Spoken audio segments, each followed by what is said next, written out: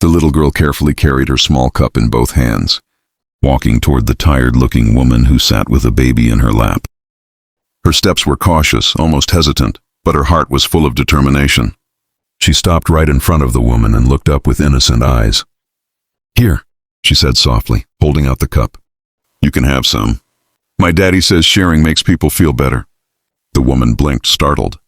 Her lips trembled as she looked down at the child's offering. She hadn't expected kindness, especially not from a stranger, and certainly not from a child. Slowly she accepted it, whispering, "Thank you, sweetheart. You're very kind." The little girl smiled, her dimples showing, then reached back for her father's hand as if to ask for silent approval. The single dad CEO, still seated, set aside his plate and watched the scene unfold. His usual calm, businesslike composure faltered, replaced by something deeper, admiration for his daughter's courage and shame, at how blind he had been to the suffering around him. He rose from his chair, moving closer to the woman. "Please let me help," he said gently, placing his untouched plate in front of her. "She's right. No one should sit hungry." The baby in the woman's arms turned toward the little girl, curious, their eyes meeting in quiet understanding. The little girl's face lit up as though making a new friend. In that moment, the cafe didn't feel like a crowded room of strangers anymore. It felt like a place where hearts connected through a simple act of kindness. "Do you want me to continue this flow into scene 3 as a direct expansion so it feels seamless, or keep each scene as a standalone expansion?"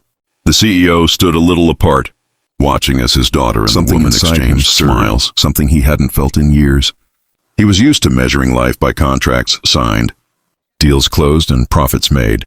But this tiny moment of compassion carried a weight no ledger could calculate. He leaned against the back of his chair, memories rushing unbidden. He remembered nights from long ago when he, too, had felt the sting of hunger. Before the tailored suits and polished offices, he'd been a young man working 3 jobs, trying to keep his own family afloat. Somewhere along the way, he had buried that part of his story beneath layers of success, pride, and the constant pressure to provide. Now, looking at his daughter, her small hand patting the woman's arm, her voice filled with childlike reassurance, he realized she had given away more than food. She had given dignity, hope, and something his wealth alone could never buy. The reminder that kindness is the richest gift of all. The woman's quiet thank you still echoed in his ears, heavier than any applause he had ever received in a boardroom. He swallowed hard, straightened his tie, and felt his chest tighten. For the first time in a long while, he wasn't thinking like a CEO. He was thinking like a father, like a man who had once known struggle, and like someone being awakened by the innocence of a child. His daughter turned toward him then, eyes wide with pride. "See, Daddy?" she whispered, her voice gentle but certain. She's smiling now. And indeed, the woman was, just a faint curve of her lips, but enough to prove his daughter right. In that fragile smile, the CEO saw something stronger than success. The proof that his little girl had already understood the meaning of humanity far better than he ever had. The CEO crouched down so he was at eye level with the woman. His daughter stayed close, still holding her little cup like a symbol of the kindness she had started. "You don't have to thank us," he said gently, his voice softer than the commanding tone he used in meetings. "But if you don't mind me asking, are you all right?" The woman shifted uncomfortably, as if unused to being noticed. She looked down at her baby who clung to her shirt, and then back at the man in the tailored suit. I lost my job," she admitted in a whisper, "and I've been trying to manage with what little I have. Some days it's enough. Today, it wasn't."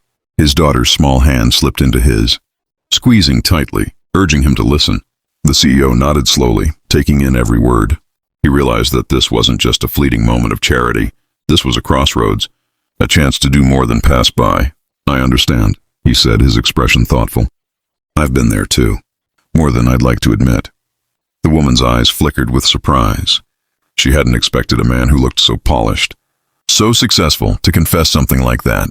The little girl leaned closer, her innocence breaking through the heaviness of the moment. "Daddy can help you," she said with complete certainty, as if her father's love and power could fix anything in the world. The CEO gave a small, rueful smile but didn't correct her. Instead, he looked at the woman with a seriousness that carried both promise and respect.